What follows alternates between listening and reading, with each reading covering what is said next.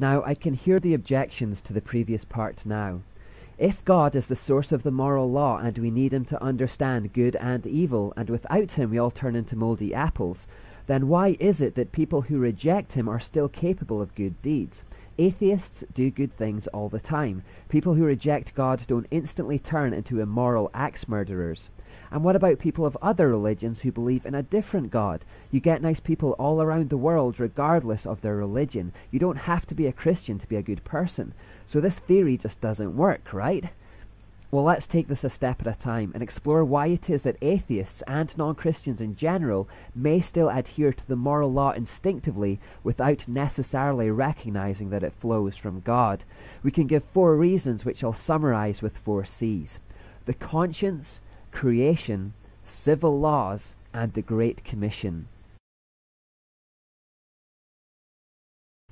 The Bible tells us that God has written his moral law into the hearts of every human being, and that it speaks to everyone through their consciences.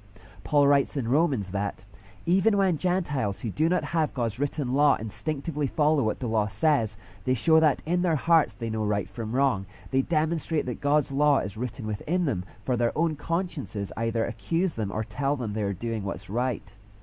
Every single human being in the world has been given a conscience which gives everyone an instinctive sense of right and wrong. We all have this little voice inside our spirits that reminds us of the moral law, often when we least want to hear it. In fact, quite often it tells us to do the exact opposite of what we prefer to do. In times gone by, the moral law was frequently referred to as the natural law or the law of nature because it was considered natural and instinctive to all human beings. This is reason number 1 why non-Christians who live under a do-what-you-want moral code don't instantly turn into axe murderers. Their consciences act as a restraint on their selfish desires. Secondly, the Bible tells us that God has revealed himself to everyone everywhere through his creation. For the truth about God is known to them instinctively. God has put this knowledge in their hearts. From the time the world was created, people have seen the earth and sky and all that God made. They can clearly see his invisible qualities, his eternal power and divine nature, so they have no excuse whatsoever for not knowing God. It's beyond the scope of this series to explore in detail how God has revealed himself through creation, but it doesn't take a PhD in science to look around and see the diversity, beauty, complexity, functionality and magnitude of the world and conclude that there must be an amazing creator behind it all. Creation informs us of the creator in the exact same way that a building informs us of the builder and a painting informs us of the painter. Just as you can get insight into the person of Van Gogh by looking at one of Van Gogh's paintings, you can get insight into God by looking at God's creation. Nature reflects who God is and speaks to us about his character. In this sense, God's design for creation automatically acts as a restraint on our moral conduct by demanding our cooperation with nature. For example, if we want to have babies, creation says that that can only happen one way, between one man and one woman. If we try to go against creation and procreate within same-sex partnerships, we are wasting our time. It just can't happen. So we are forced by the design of God's creation, which reflects his character, to have natural sexual relations if we want to have a family, and there is no other option. Creation is informing us of the Creator here. Indeed, whenever we act against our natural design or the natural order of creation, we tend to find there is a price to pay. If we drink excessively, our body gets hangovers, which makes us feel rotten. If we persist, we may even get liver disease. If we consistently eat more than our bodies need out of a selfish greed, we become obese and develop health problems. If we look to selfishly sleep around, we feel tremendous emotional pain, guilt, and feelings of worthlessness. We may also pick up sexually transmitted infections. So again, if we want to stay healthy and happy, we are forced to cooperate with creation. We are forced to live according to God's design. In that sense, creation informs us of the moral law and restricts us from falling into complete do-what-you-want selfishness. God speaks to us through what he has made.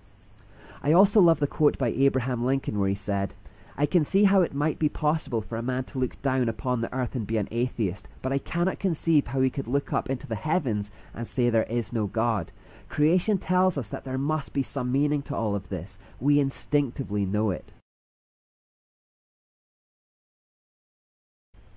Thirdly, human beings are smart enough to know that society needs a moral code to function, so generally speaking, God's moral law is upheld by the civil law of the land.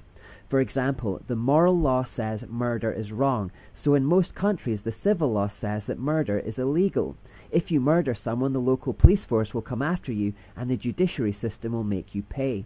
Obviously that acts as a deterrent to do what you want living. Likewise, the moral law says stealing is wrong, so in most countries theft will be illegal. In other words, God's voice is heard through the civil laws of the land, which are upheld and enforced by the human authorities. In that sense, the government and civil authorities of a nation actually do God's bidding.